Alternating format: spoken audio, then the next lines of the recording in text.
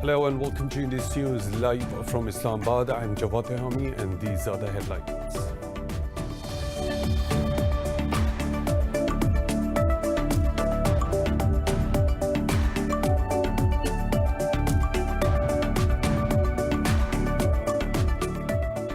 The US has welcomed the announcement by the Taliban, Kabul and Qatar to start the intra-Afghan negotiations on the 12th of September.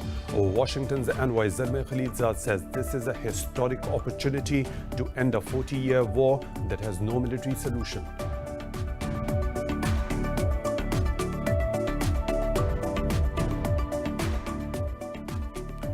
China and India have agreed to disengage their troops from a months-long standoff at the disputed Himalayan border of Ladakh. Chinese Foreign Minister Wang Yi and Indian Foreign Minister S. Jaishankar met on the sidelines of the Shanghai Cooperation Organization in Moscow. The meeting was aimed at diffusing the tensions after troops on both sides of the border resorted to aerial fighting for the first time in decades. In a joint statement, the minister said the two sides agree to abide by all existing protocols and avoid any action that could escalate matters.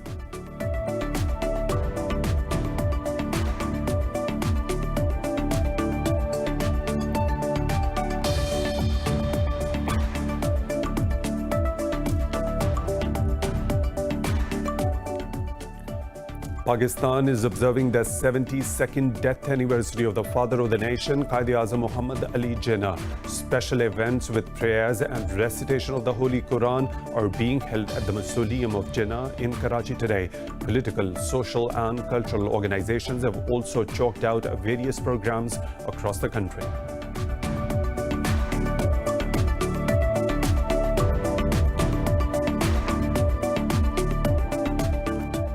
India has registered 1,209 deaths from COVID-19 and more than 96,000 cases overnight, the world's highest single-day surge so far. Meanwhile, in Pakistan, 5 people have lost their lives to the virus overnight, taking the toll to 6,370 with over 300,000 confirmed cases. Globally, the virus has claimed more than 909,000 lives and infected over 28 million people.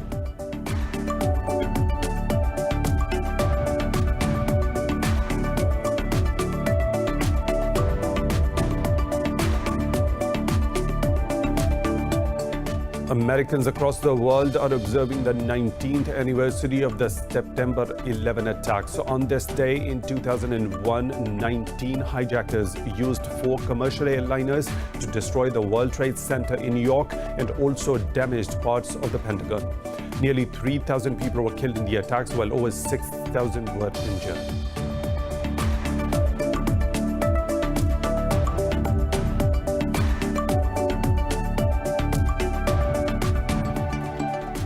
Those were the headlines and detailed stories right after a short break. Stay tuned.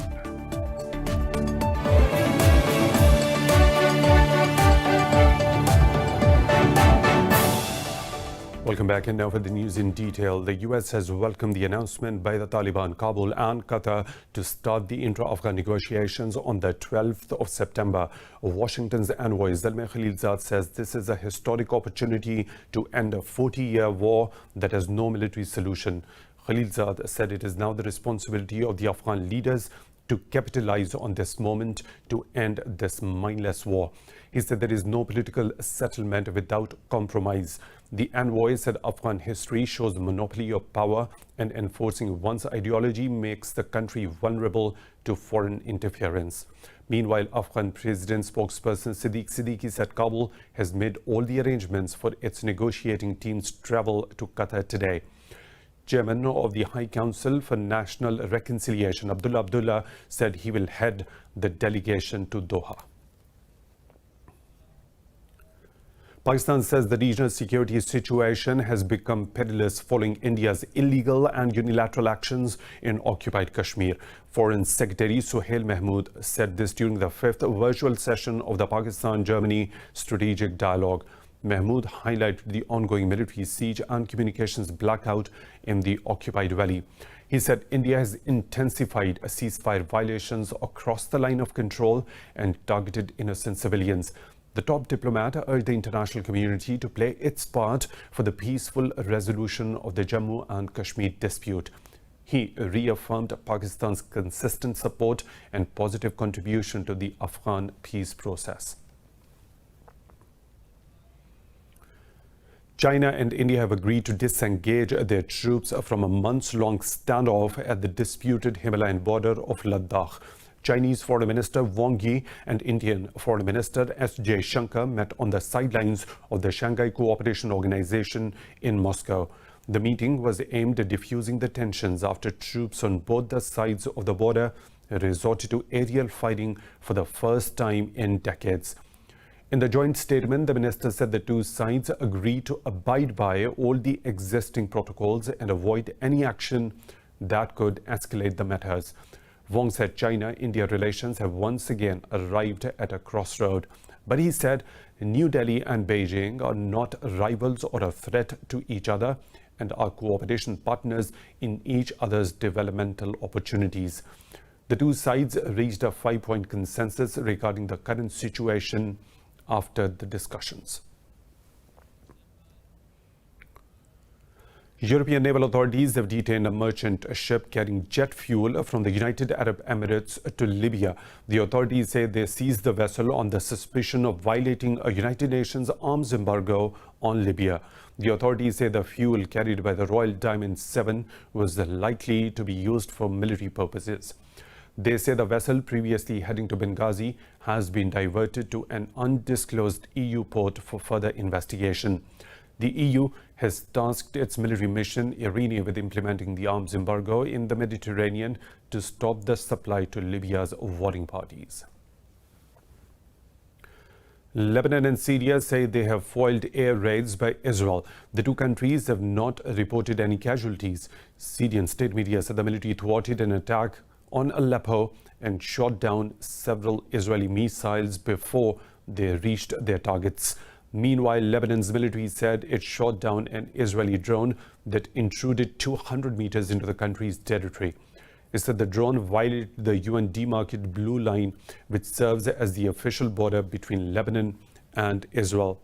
Israel has recently stepped up attacks in the region against what it says are Hamas and Hezbollah targets. A series of explosions have shook Jordan's governorate of Zarqa, the second biggest desert city of the country. Jordan's Minister of State for Media Affairs, Amjad Adilay, says unused mortars at an isolated ammunition depot blew up. He said the initial investigations show that the blast was caused by an electrical short circuit. The country's Army General Command said that no casualties have been reported so far. The area where the explosions took place houses several US-equipped army bases. These bases serve as the supply hub for other US military in the region.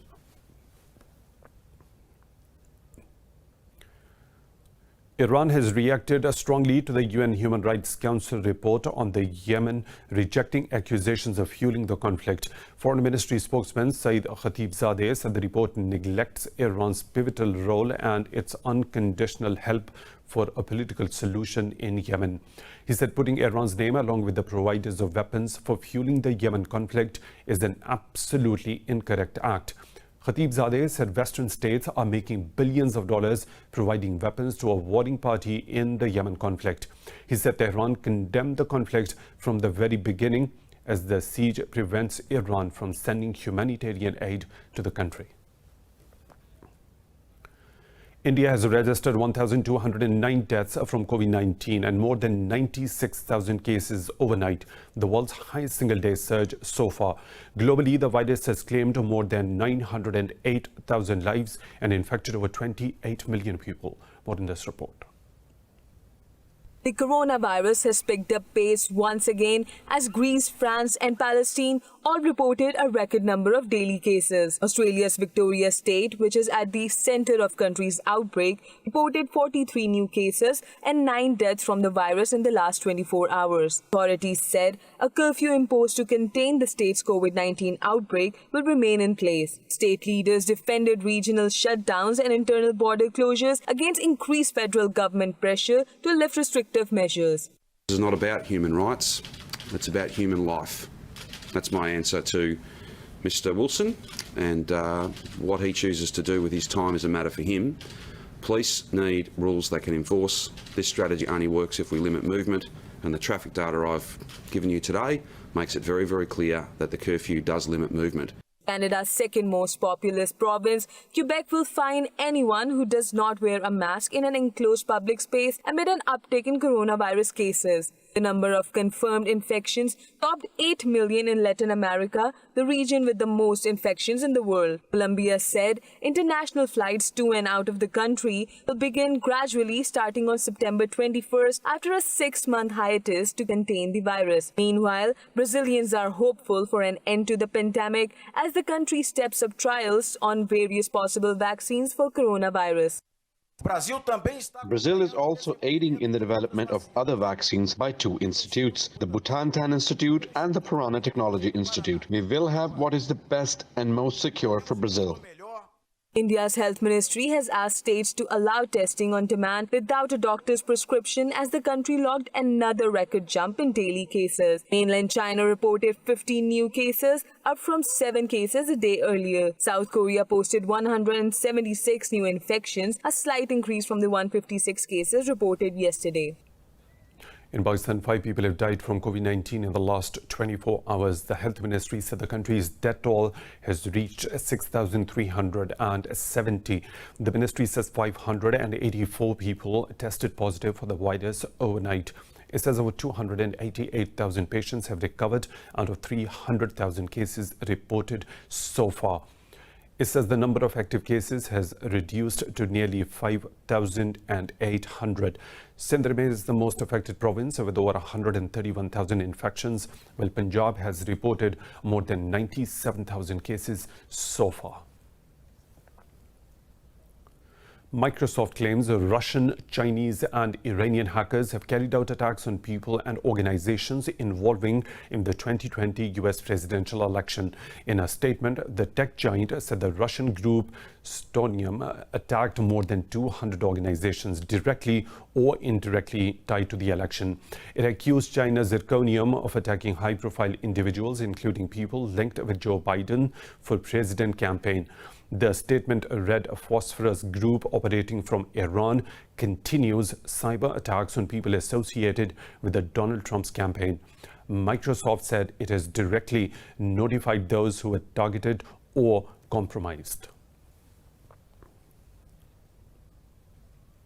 The European Union has asked the UK to drop plans to change the Brexit deal by the end of the month or risk jeopardizing trade talks. The UK has published a bill to rewrite parts of the withdrawal agreement it signed in January.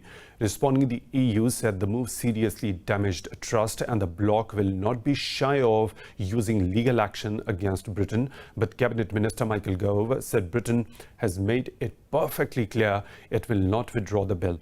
The government says Parliament is sovereign and it can pass laws which breach the UK's international treaty obligations. 8 people have been killed in overnight protests against police brutality in Colombian capital Bogota and satellite city of Suaca. Demonstrators were protesting against the brutal killing of a lawyer earlier this week. Nearly 100 police officers and 55 civilians were injured, while dozens of stations were torched by charged protesters. Police arrested more than 70 protesters, mostly in Bogota. The footage shared on social media shows the victim knelt down to the ground by officers and was subjected to successive electric shocks. Police say the lawyer was found drinking alcohol in the street with his friends in violation of the coronavirus social distancing rules. His family alleged that he suffered further abuse at the police station and later succumbed to the injuries. Pakistan is observing the 72nd death anniversary of the father of the nation, Quaid-e-Azam Muhammad Ali Jinnah. Special events with prayers and recitation of Holy Quran are being held at the Mausoleum of Jinnah in Karachi today. Political, social and cultural organizations have also chalked out various programs across the country. Special editions of the newspapers have also been published to highlight the brilliance of a leader who achieved the miracle of attaining a separate homeland for his people without firing a single bullet.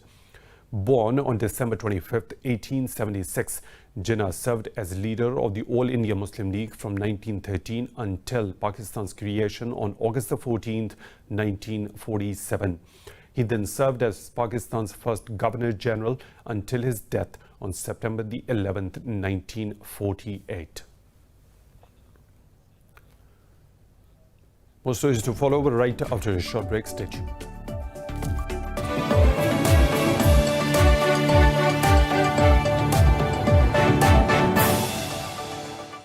Welcome back. Americans across the world are observing the 19th anniversary of the September 11 attacks. This year's memorial will be different due to COVID-19, where mandatory masks and social distancing protocols will be observed. On this day in 2001, 19 hijackers used 4 commercial airliners to destroy the World Trade Center in New York while damaging parts of the Pentagon.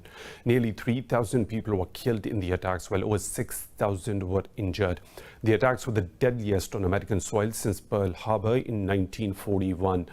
Washington found Al-Qaeda guilty and in retaliation attacked Afghanistan to kill Osama bin Laden. Data from the UN mission in Afghanistan shows the US war on terror has killed more than 100,000 civilians over the past decade. Well, 3 people have been injured in a gas explosion near a hotel in Zhuhai city of South China's Guangdong province. Local media said the 3 injured, with 2 suffering minor injuries and 1 suffering burn, were brought to a hospital for treatment. The gas explosion also damaged surrounding stores and residential buildings, with no people trapped. The fire has been put out. The cause of the accident is under investigation. The streets of Washington, D.C. have been flooded after heavy torrential rain fell on the U.S. Capitol. National Weather Service issued flash flood warnings to the residents. The city's fire department responded to over 24 calls for water rescues. The department said firefighters rode aboard to check on submerged cars for occupants along Rhode Island Avenue. Rainfall was forecast to taper off in the area around Washington, D.C., with conditions expected to dry out by tonight.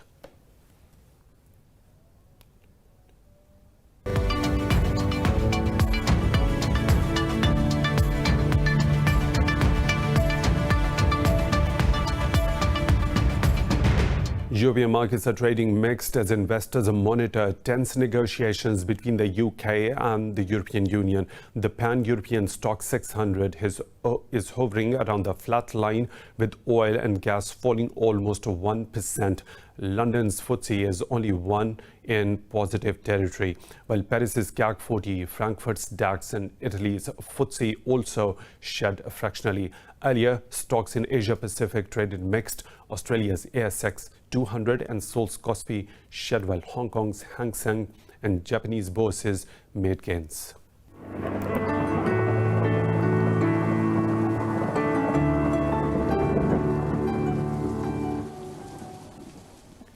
Another weather situation from around the globe.